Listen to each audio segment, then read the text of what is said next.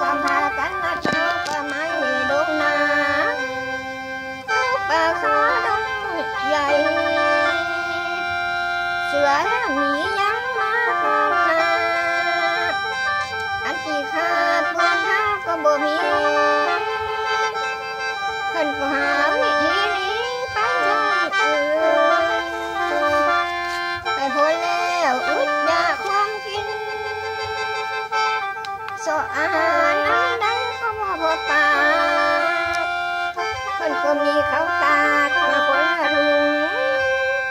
เอาลงแช่น้ำเสียแล้วกินถึงยามนอนนอนลิ้นนอนยาที่สอหาเสื้อแลผ้ามาตุ้มก็บ่มี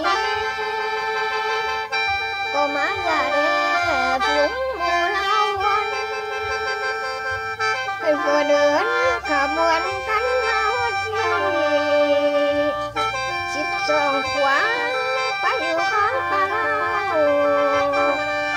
เพิ่นก็หนาวมาอยู่เดียวกันนายหลวงเพิ่นก็มาปั่นบนบ้านปั่นแขกปั่นแดนลาวบวนเฮา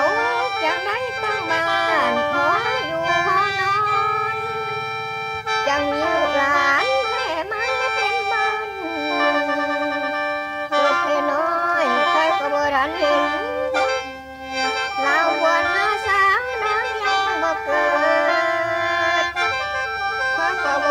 รู้จักกำเนิดของหมู่ลาวบวนทุกแค่นาเป็นเวรเด้อนาให้ก็บ่มีจักบาทนาก็บ่มีจักเธอจังพากันไปเฮ็ดให้เฮาสำมีแต่ป่าน้ำหันฟันไปฟันมาเล่นแค่พระเจ้าใหญ่หลวงที่สุดพระเจ้ามาสร้างวิหารวันอยู่จังมีบ่อนไว้มาฮอดเส้นลูกเส้นหลานจังมีบ่อนกินบ่อนทาน